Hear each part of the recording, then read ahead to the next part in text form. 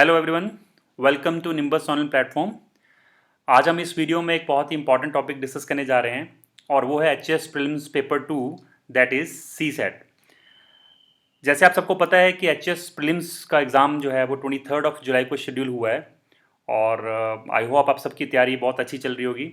लेकिन काफ़ी स्टूडेंट्स हैं जिनको एक सी सेट का जो पेपर है, जो पेपर 2 है, उसमें टेंशन रहती है बिकॉज जनरली हम पूरे साल जो है वो जीएस के ऊपर ज़्यादा ध्यान देते हैं और सी सेट वाला पार्ट कहीं ना कहीं हमारा पीछे छूट जाता है। सो अभी इस वीडियो में हम ये डिस्कस करेंगे कि लास्ट मोमेंट के ऊपर ये 15 डेज में आप कौन से इंपॉर्टेंट टॉपिक्स को आप कवर करो जिससे कि आपका ये जो सी सेट का पार्ट है वो इजीली क्रैक हो जाए।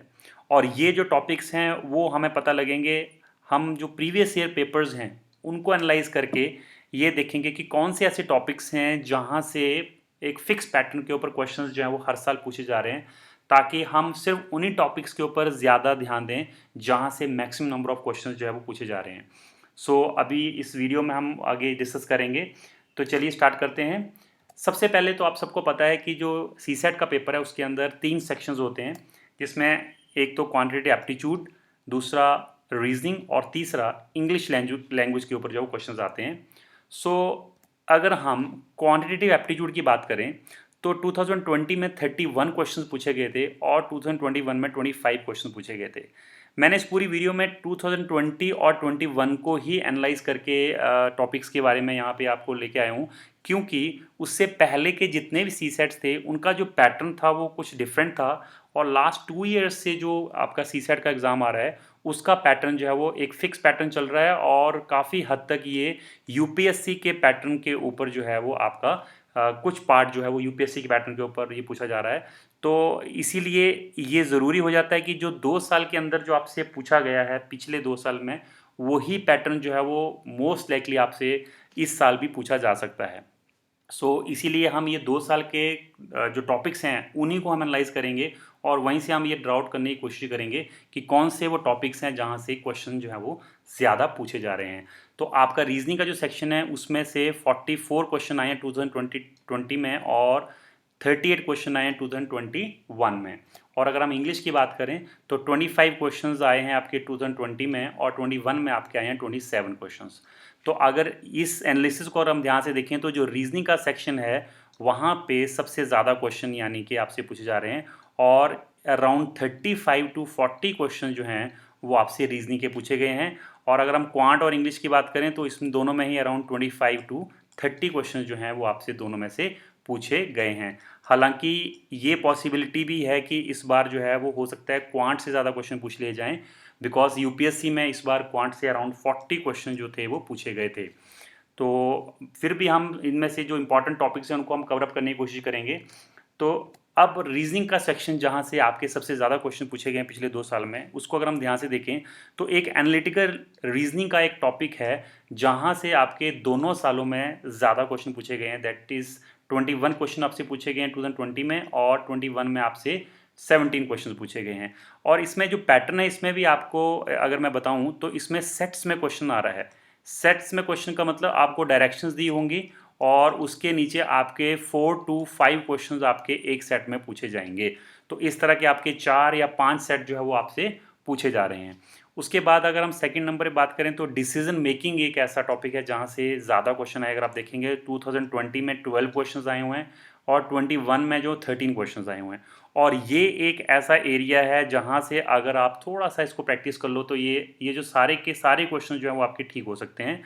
इसमें बहुत ज़्यादा कुछ नहीं होता है टेक्निकल, सिर्फ आपको कुछ ऐसे डायरेक्शंस दी होती हैं जिसको फॉलो करके आपको ये देखना होता है कि जो आगे क्वेश्चन दिया हुआ है, जैसे कि अगर आप वो एग्ज़ाम फिलअप करते हैं तो उसके अंदर एजुकेशन क्वालिफिकेशन होती है, आपके मार्क्स होते हैं, एलिजिबिलिटी क्राइटेरिया होता है, तो ऐसे ही कुछ वहाँ पे एक पहले से आपको कंडीशंस दी होती हैं और आपसे पूछा होता है कि ये पर्सन जो है वो एलिजिबल है या नहीं है। तो बहुत ही इंपॉर्टेंट, बहुत ही सिंपल सा ये एक सेक्शन है जहाँ से इजीली सारे क्वेश्चन आप क्रैक कर सकते हैं।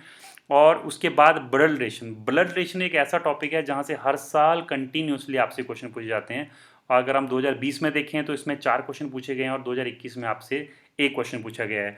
उसके बाद हालांकि रैंकिंग में आपके 2020 में 3 क्वेश्चन थे, लेकिन 2021 में कोई क्वेश्चन नहीं था। इसी तरह से वेन डायग्राम में आपके 2020 में कोई क्वेश्चन नहीं था, लेकिन 2021 में 3 क्वेश्चन थे।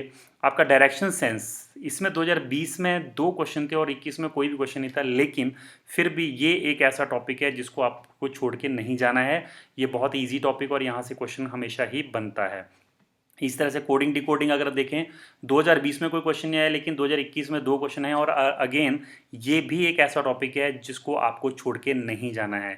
उसके बाद एनालॉगी और क्लॉक, ये भी क्वेश्चन में एक साल में आए हैं, एक में नहीं आए हैं। और सीरीज़ में जो है वो आपका 2020 में एक क्वेश्चन आया और आपका 21 में कोई भी नहीं आया, लेकिन अगेन ये भी एक ऐसा टॉपिक है जिसको आपको छोड़ के नहीं जाना है।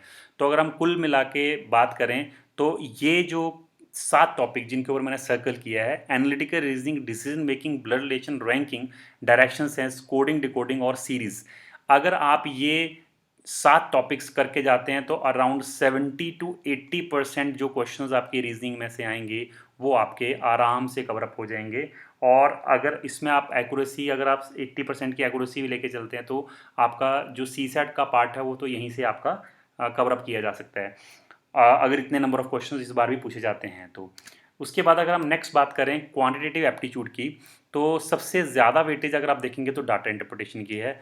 हर साल यहाँ से 15-16 क्वेश्चन पूछे जाते हैं।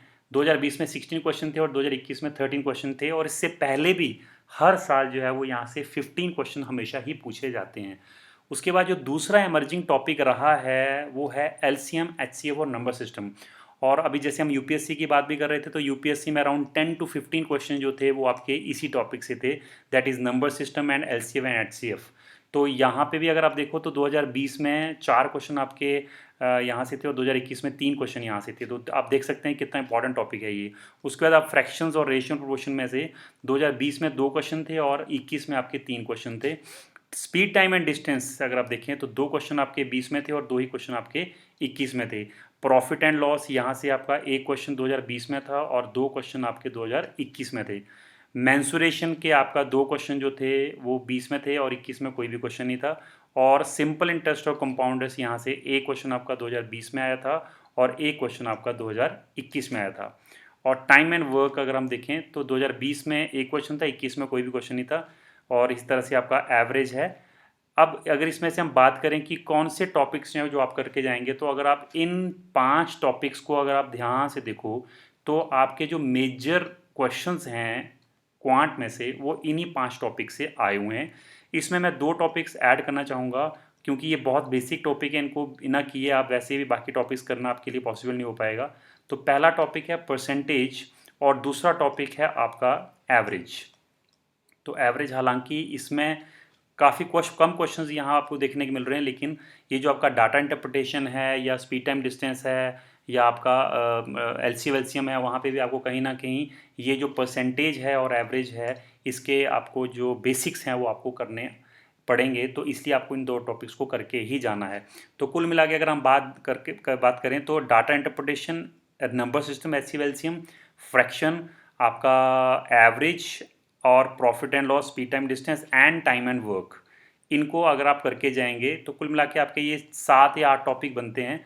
और डाटा इंटरप्रिटेशन में मेनली जो है वो आपका प्रैक्टिस है। अगर आप इसको प्रैक्टिस करके चले जाते हैं, लेट अस सपोज अगर 15 दिन में अगर आप टोटल 10 सेट भी प्रैक्टिस करके जाते हैं डिफरेंट उसके, जैसे डाटा टेबल के आप 10 सेट कर लें, इसी तरह से आप बार ग्राफ के 10 सेट कर लें, आप पाई चार्ट के 10 सेट कर लें, तो अगर आप इस तरह से इनकी प्रैक्टिस करके चले जाते हैं तो आराम से आपका यहीं से काफ़ी क्वेश्चन जो आपके जो है वो कवर अप हो जाएंगे। नेक्स्ट हम चलते हैं थर्ड पार्ट के ऊपर, दैट इज़ इंग्लिश लैंग्वेज। तो इंग्लिश लैंग्वेज में रीडिंग कॉम्प्रीहेंशन जो है वो आपसे हमेशा ही पूछा जाता है। जैसे 2020 में 9 क्वेश्चन है और 2021 में 15 क्वेश्चन है, तो अराउंड 10 to 15 क्वेश्चन जो हमेशा आपके रीडिंग कॉम्प्रीहेंशन से पूछने ही हैं। तो इसको भी आप अच्छे से कवर अप करके जा सकते हैं। जो सेकंड है वो आपका फिलिंग द ब्लैंक्स है, जिसके अंदर अगर आप देखें तो 12 क्वेश्चन 2020 में है और 2021 में जो है वो आपके 20 क्वेश्चंस हैं। तो ये भी एक काफ़ी इंपॉर्टेंट टॉपिक बन जाता है। इसके अंदर बहुत सिंपल से फिलिंग द ब्लैंक्स आते हैं, जैसे एडजेक्टिव हो गया, एडवर्ब हो गया, आर्टिकल्स हो गया। तो इस तरह की चीज़ें ही आपसे पूछी जाती हैं। तो अगर आप थोड़ा सा रीडिंग अगर आपकी अच्छी है तो ये वाला क्वेश्चन जो है वो आपको इजीली क्रैक आप कर सकते हैं इनको। और एक लास्ट में एक कम्युनिकेशन स्किल्स के ऊपर क्वेश्चन आता है। तो पहले बीच में इन्होंने पूछना छोड़ दिया था, लेकिन अब ये 2 साल से इसमें फिर इन क्वेश्चंस को पूछना इन्होंने शुरू कर दिया। पिछले 4-5 साल से नहीं पूछते थे, उससे पहले कम्युनिकेशन स्किल्स के ऊपर हमेशा ही 10 या 11 क्वेश्चन आते थे, लेकिन पिछले 2 साल में अब ये क्वेश्चन को पूछना इन्होंने शुरू कर दिया, तो हम इसको भी छोड़ के नहीं जा सकते। तो कुल मिला के अगर हम बात करें तो बहुत ही सिलेक्टिव सा आपको पढ़ना है इसमें। जैसे इसमें अगर आप रीडिंग कॉम्प्रिहेंशन भी अगर आप कर लो अच्छे से, और इसके लिए भी आपको कुछ नहीं करना है, आपको प्रैक्टिस करना है। जितने भी आप रीडिंग कॉम्प्रिहेंशन के सेट प्रैक्टिस कर लोगे तो उससे आपको वहाँ पे रीडिंग कॉम्प्रिहेंशन करने में हेल्प मिलेगी। और फिलिंग द ब्लैंक्स मैंने जैसे आपको बताया कि थोड़ा बेसिक होता है, आप थोड़ा सा कोई ग्रामर की बुक से अगर आप प्रैक्टिस कर पाओ फिलिंग द ब्लैंक्स को, तो आपका ये जो पर्पज़ है वो सॉल्व हो जाएगा। तो अब हम देखते हैं कि अब ये जो आपके 15 डेज बचे हुए हैं, इन 15 डेज में आपको अपनी स्ट्रेटजी किस तरह से रखनी चाहिए। तो जैसे मैंने आपसे पहले डिस्कस किया, सबसे पहले तो आपको आइडेंटिफाई करने हैं कि कौन से वो इम्पॉर्टेंट टॉपिक्स हैं जहाँ से ज़्यादा क्वेश्चन जो है वो आपके कवर अप होते हैं। तो इस वीडियो को आप पॉज करके पीछे देख सकते हैं कि कौन से टॉपिक्स के ऊपर मैंने ज़्यादा आपको बताया कि वेटेज रहेगी। तो उन टॉपिक्स को अगर आप कर लो तो वो आपको काफ़ी हेल्प करेंगे अच्छे मार्क्स लाने में। फिर जो टॉपिक्स हमने डिस्कस किए हैं कि जिसको आपको करना है, उसके बेसिक कॉन्सेप्ट जो हैं वो आपको कवर अप करने हैं। बिकॉज अगर आप सिर्फ बेसिक कॉन्सेप्ट भी करके चले जाते हैं तो वहाँ पे आपके पास इतना सफिशिएंट टाइम होता है कि आपको वो क्वेश्चन जो है वो, अगर आपको बेसिक क्लियर है तो आप वहाँ निकालने के चांसेस बढ़ जाते हैं। और जो लास्ट थिंग है वो आपको करनी है, वो करना है आपको प्रैक्टिस। तो ये जो आपके 15 डेज बचे हैं, इसमें बेसिकली ज़्यादा टाइम जो है वो आपको प्रैक्टिस के ऊपर लगाना है। बिकॉज जो टॉपिक्स हैं बहुत सिलेक्टिव हैं, मैंने आपको पहले ही बता दिया। लेकिन जैसे डाटा इंटरप्रिटेशन है, आपका एनालिटिकल रीजनिंग है, डिसीजन मेकिंग है, तो ये जो टॉपिक्स हैं इनको आपको ज़्यादा कुछ नहीं करना है, सिर्फ इनको प्रैक्टिस करना है। ब्लड रिलेशन हो गया, तो इस तरह के जो टॉपिक्स हैं वो आपको प्रैक्टिस, आप जितने क्वेश्चंस करेंगे उतना आपको इसमें एग्ज़ाम में फ़ायदा मिलने वाला है। सो इस तरह से आप अपनी स्ट्रेटजी को रखेंगे तो आपको काफ़ी हेल्प मिलेगी। और वी विल ट्राई कि हम कुछ प्रैक्टिस सेट्स जो हैं वो आपको आपके साथ यहाँ डिस्कस कर पाएँ लेटर ऑन, अभी 15 डेज़ के अंदर, ताकि आपको पेपर में जो है वो उसको कैसे अप्रोच करना है क्वेश्चन को, उसको करने में आपको हेल्प मिले। So that's it for the video. I hope ये इन्फॉर्मेशन आपके काम आएगी, और जो हमने टॉपिक्स डिस्कस किए हैं अगर आप उनको करके जाते हैं तो ज़्यादा चांसेस हैं कि आपका जो एग्ज़ाम है सी सेट वाला वो ईजिली क्रैक हो जाएगा। तो all the very best for the exam, and thank you very much. Take care.